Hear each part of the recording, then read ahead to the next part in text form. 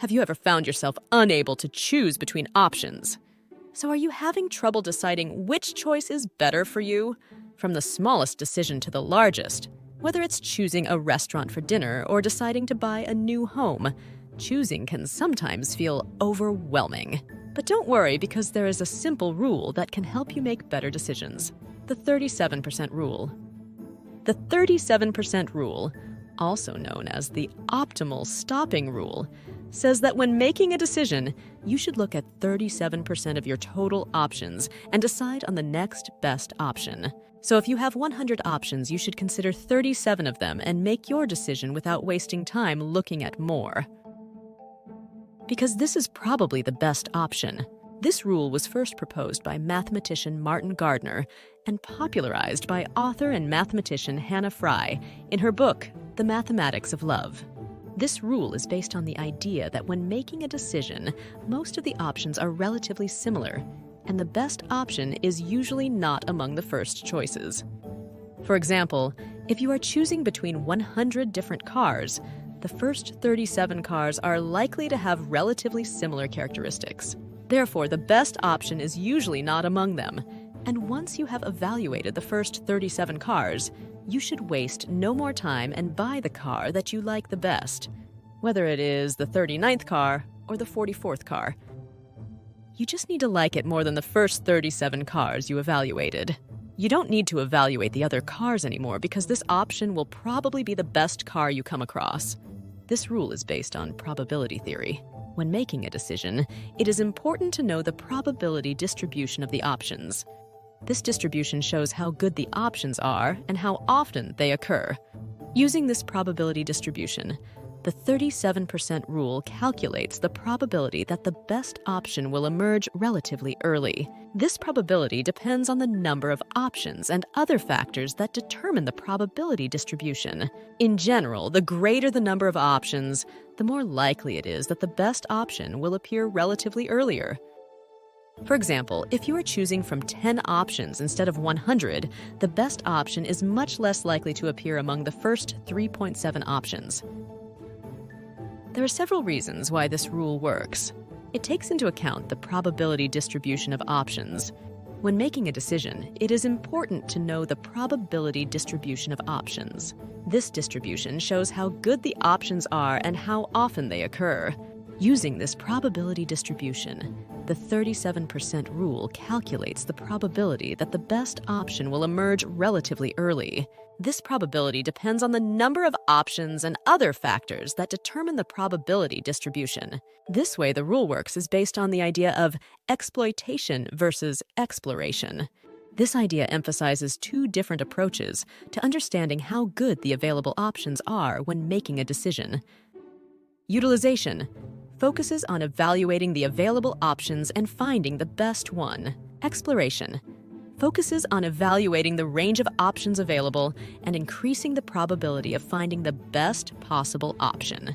The 37% rule can help us save time and effort when making a decision. By evaluating the first 37 options, we can conclude that the best option is not among them and avoid considering the remaining options. This can be especially useful when the number of options is very large. For example, if you are choosing between 1,000 different cars, the 37% rule helps you find the best car for you by avoiding evaluating many cars. In conclusion, the 37% rule is an effective tool that can help us save time and effort when making decisions. How to choose the person you will marry with the 37% rule. In real life, most people are unlikely to meet more than 100 people in their lifetime. Therefore, when using the 37% rule in real life, let's choose the number of options realistically. For example, let's assume that we can meet a total of 10 different people in our lifetime. In this case, according to the 37% rule, after 3.7 lovers, i.e., after the fourth lover, it is very likely that the person who is better than your first lovers will be our best choice. In this case, if we think we can have a real relationship with 10 people in our lifetime, and we intend to get married, it would be better for you to marry the first person after the fourth person with whom you get along better than the previous four. The 37% rule gives us an optimal solution for most decisions we make.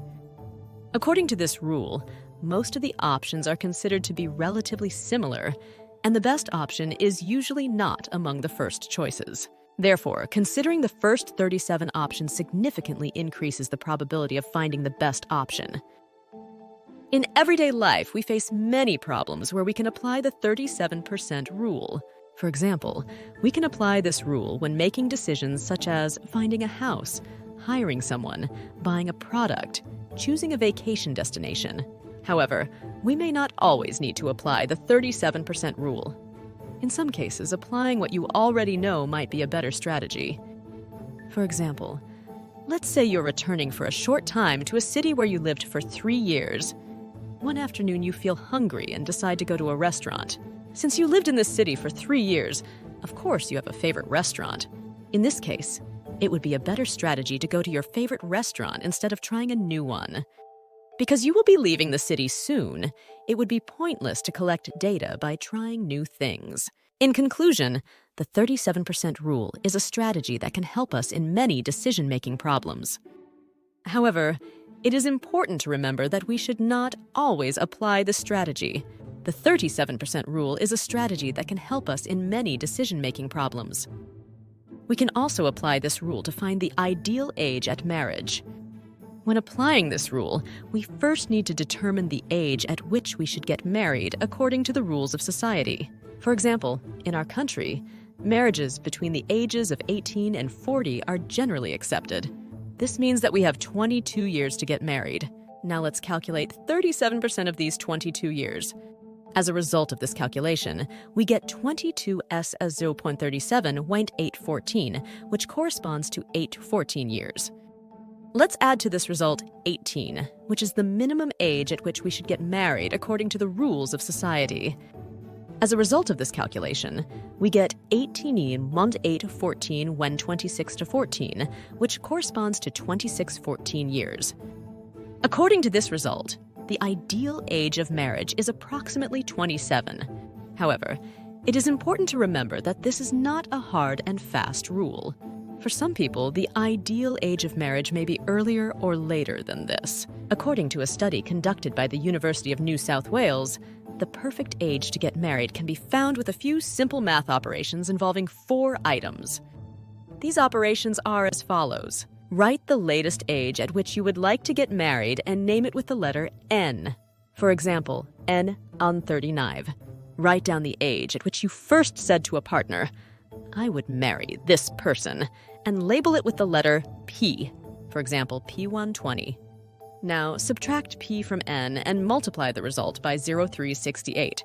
3920 F0368. Result, 692. Add the resulting number to P20.6992. The result is approximately 27. The result obtained from this calculation is almost identical to the result obtained according to the 37% rule. This supports the accuracy of the 37% rule. Here are some things to consider when applying the 37% rule. It is important to get the number of options right. If the number of options is too large, the likelihood that the best option will emerge relatively early is reduced. It is important to evaluate the options objectively. It is necessary to carefully evaluate the characteristics of the options without being influenced by emotional factors. After applying the rule, it is important to take some time to be sure of the outcome. Before making a decision based on the outcome of the rule, it may be useful to re-evaluate the options and revise your decision. In conclusion, the 37% rule is a strategy that can help us with decision-making problems. However, one should be careful when applying this rule and not be afraid to question the outcome. As we come to the end of this video, we would like to thank you for taking the time to watch this video.